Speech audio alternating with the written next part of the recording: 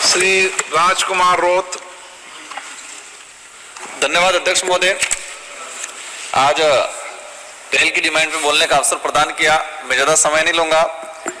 चर्चा सुन रहा हूं मैं, कोई रेल की डिब्बे बढ़ाने का, साफ सफाई को लेकर चर्चा कर रहा है, कोई ये सुविधा को लेकर चर्चा कर रहा है। लेकिन राजस्थान के अंदर एक प्रश्न पूछा जाता है सामान्य ज्ञान में कि राजस्थान के ऐसा कौन सा जिला है जहां रेल आज तक नहीं पहुंची है।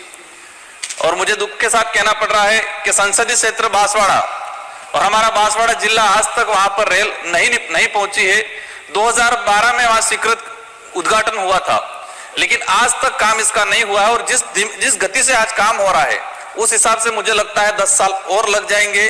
तो मेरा आपके माध्यम से मंत्री महोदय से अनुरोध है कि इस काम को और तेजी से बढ़ाया जाए।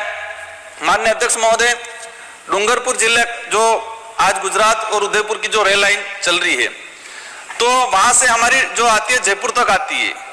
तो मैं चाहूंगा, आदिवासी बाहुल्य क्षेत्र है कि आदिवासी समुदाय और आदिवासी समुदाय के साथ अन्य समुदाय के लोग जयपुर ही नहीं दिल्ली तक भी आए।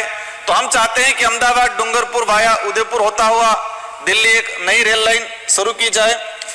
दूसरा, चेतक एक्सप्रेस और मेवाड़ एक्सप्रेस दिल्ली से उदयपुर चलती है, लेकिन वो दोनों उदयपुर तक रुकी रहती है। चेतक एक्सप्रेस सुबह 10 बजे आ जाती है, शाम को 7 बजे वापस रवाना होती है, तो 8 से 9 घंटा वहां खड़ी रहती है।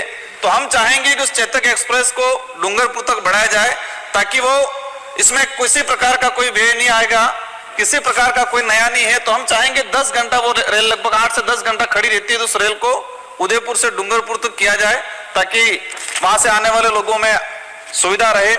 साथ ही डूंगरपुर जिले में लंबे समय से डिमांड चल रही है कि डूंगरपुर जो रेलवे स्टेशन है उसका नामकरण राजा डूंगर बरंडा के नाम से किया जाए।